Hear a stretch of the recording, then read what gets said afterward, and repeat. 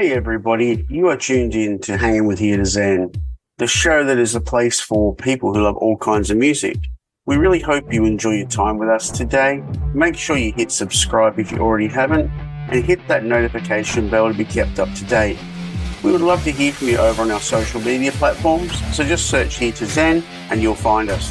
Lastly, could you leave us a review on Apple Podcasts, Spotify or Google Podcasts, or wherever you're going to be tuning in from? Those reviews help other people to find us, so we appreciate the reviews and the support. Thanks so much for tuning in.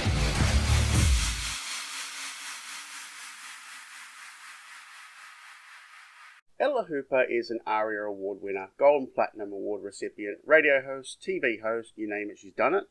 But this is her new release, Small Town Temple, and in my opinion, she's bared more than ever before, so she's going to hang out with us today and have a chat about it. Thank you for joining me today, Ella. Oh, my pleasure. Thanks for having me.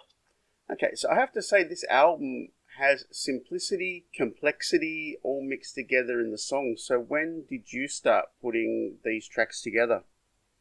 Well, thank you for that. I think that's exactly sort of what I was going for, like classic and simple, but a bit of complexity in the seams. I think it was back in 2020, honestly, when COVID hit and we got taken off the road. I went back to Violet Town, my little hometown, and lived with Mum for a year or so. And actually, no, that was in 2019 that I went back. And, when I basically had to stop touring, I thought, how am I going to use this time? What am I going to do? How am I going to put a silver lining on this? And that was just right. So that's when the songs started back then. And lots of them came in 2021 as well. Okay, now besides Violet Town being home, what does Violet Town represent to you? It's the country upbringing. I feel like it's my sort of not so secret to success. I just feel so grounded there. I feel so creative there. Like, I love nature. So for a start, you're much, much closer to nature when you're living in the country, and beautiful bushwalks and giant gum trees and kookaburras everywhere and koalas and platypuses and echidnas and all that stuff I grew up with makes me feel, I don't know, very, very calm and therefore very creative. So it's the perfect storm for a writer to be constantly inspired when they're around all that gorgeous stuff. And the other thing is community. Like, you get to know everyone so well. I still have the same three best girlfriends that I've had since kindergarten, and they're still my best friends now, and I'm nearly 40, so that's saying something too. Yeah. Now, there's a line in one of your songs that says, I didn't come from much. We had what we needed, the basics and stuff. Now, that really resonates with me. I grew up an army kid, so army kids pretty much just have what they need. So Yep. Do you think that possessions and status control our lives too much in 2023? Oh my God, don't even get me started. That's exactly what that song is about, is that we were so rich in the things that, to me, matter. Creative experiences, family unit. Even though my parents split up when I was about 10, I think it was, but we had a very, very loving family. We had a very, very tight-knit sort of community. We didn't have anything really to show, like, we didn't have the whiz-bang new toys. I couldn't even really ride a bike or do any of those normal childhood things because we lived on the side of a mountain and it wasn't paved, and, good luck riding a bicycle down through the bush, through the bracken. But I just feel like what we did have, we really appreciated. Both Mum and Dad were teachers, so we weren't, incredibly well off back in the 90s. I think we were doing it pretty, not doing it tough, not like bottom, scraping the bottom, but we just didn't have a focus on material things or so much personal gains. It was always more shared and it was always more handed down, and things came with a real special air about them when they are handed down. You sort of get the history of things and you really appreciate them, and there's a story to everything. Stuff just doesn't arrive new from the shop all the time, and I think that's just changed so incredibly much in these last 10 years. It's, oh my God, commercialism gone mad, I think. So now I have to ask, do you still retain that, like me, where you sometimes will go into the second-hand store or the vintage store because there's something with history or something that's lived its life before you?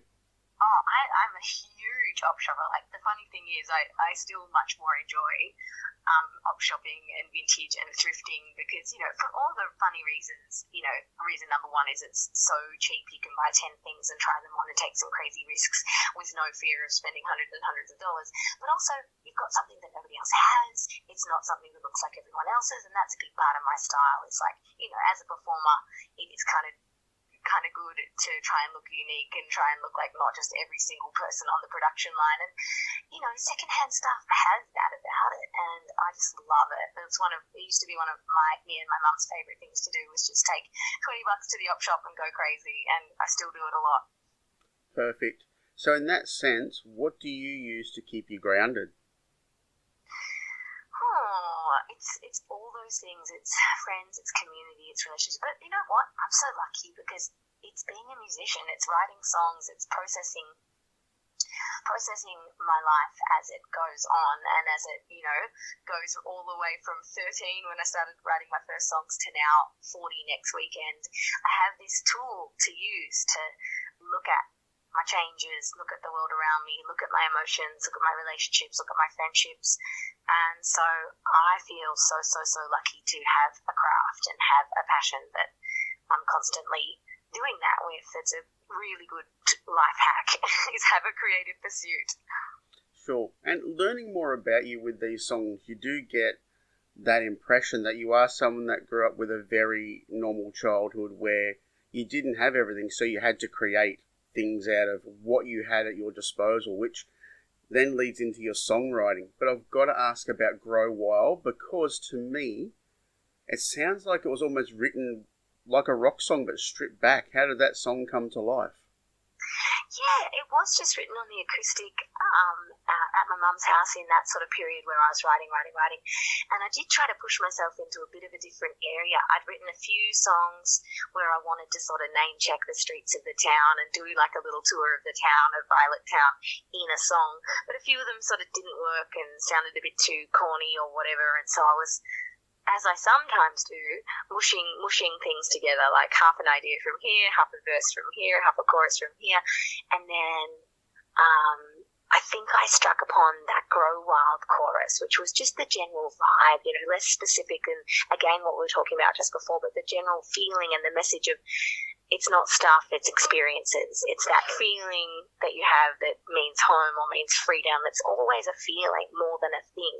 And so Growing Wild is the feeling that I got from growing up in Violet Town. But yeah, I think that song gets pretty rocky live. So you're right, it definitely has the potential to sort of get really built up. But I'm always just trying to bring the twang and bring a bit of a folky element to it at the moment, because that feels like the flavour of this record. Awesome. Now, I'm really loving your Violet Town field recordings. So that's a really refreshing way to revisit the songs. Did that just happen organically for you? Yeah, actually, that was an idea I had ages ago and have been wanting to do forever, but again, COVID got in the way. So this was a project that we started way back in 2020, and I was very, very lucky to get a grant for that from Regional Arts Victoria. And I was like, I'm going to go all around the country to my favourite little spots and show people how beautiful these little nooks and crannies that I genuinely do go to and sit in and think and write and meditate or hang out with friends, you know.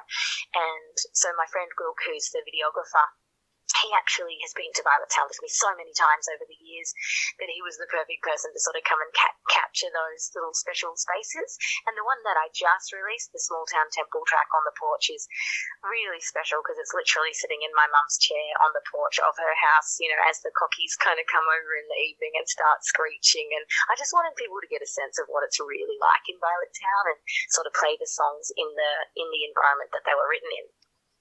Sure. And you mentioned your mum, and your mum and dad do join you on this album. It makes it very special. While things took a bit of a sudden turn while recording the album, tell me about bringing them in onto the songs and what that meant for you and how you chose what songs they would be on. It was pretty natural. With Dad, I knew I wanted him on Long Gully Road because that's the closing track of the album, and it's about the road that used to lead up to our house, which I call Up the Hill. So my mum lived down in town in the church. Once they separated, she lived in the small town temple down in Violet Town, which is her weatherboard church house. And my dad still lived up in the hills in Strathbogie, where we originally all lived as a family.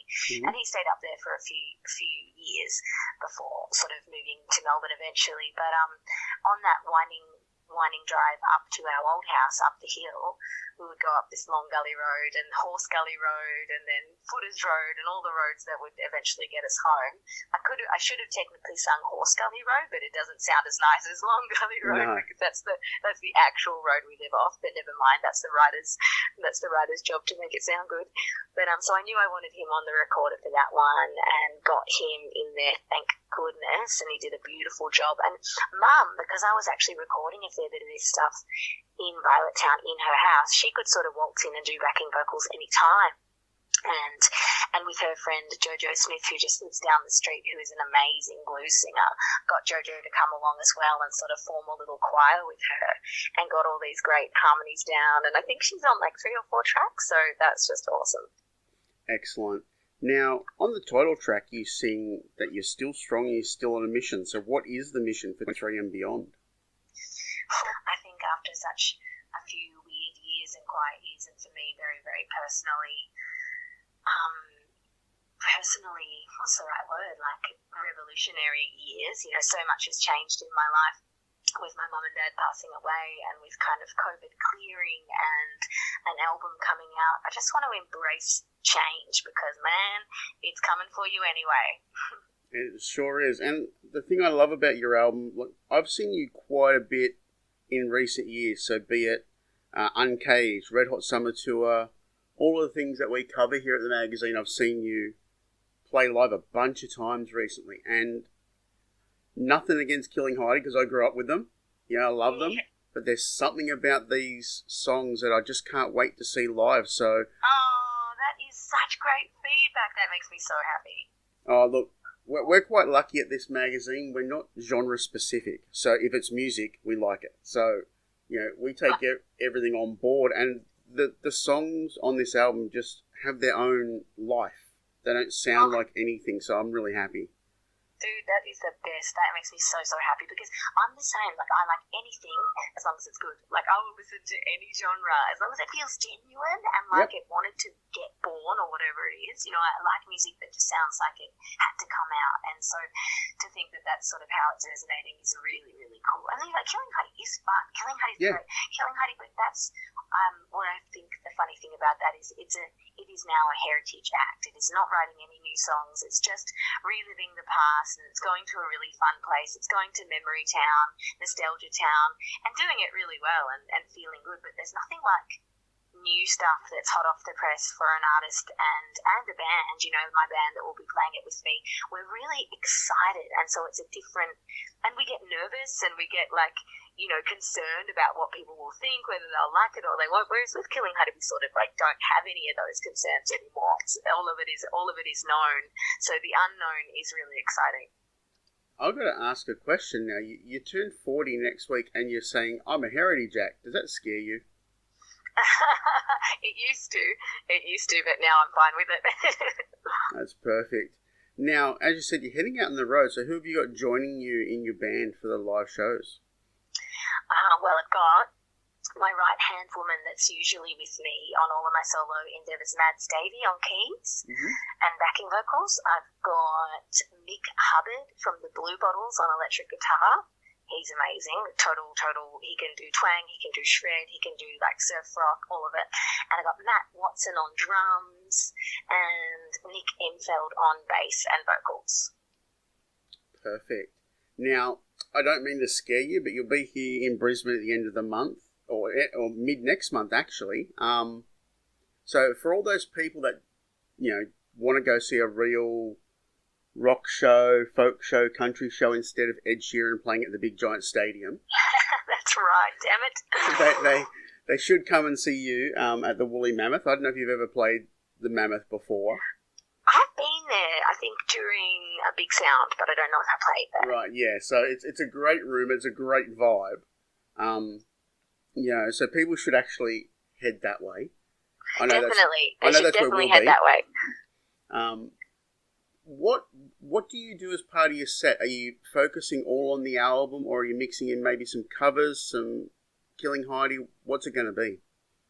Well, no Killing Heidi. I like to keep the two very quite clean, quite separate, just because, like I said, one is such an old story and, love it, but it stays in its outfit over there. And so I do put in some covers. I do have some great covers that we're working up, stuff that I really like, stuff that I try to find covers that I think people will know but not expect. And we've got some older songs of mine, like we've got a verses songs. Mm-hmm. One of the verses tracks called Winter we're going to put in there. One of my very, very early solo singles, Low High. In fact, it was my very first single as a solo artist. This track called Low High, so that goes in. So, but then it's pretty much the whole album as well, maybe minus 1-2 songs. Mainly the new record, bit of fun on the side. Perfect. Have you ever done a cover of Jolene before? No, I wish. I don't think I can get that high. I really love that song so much.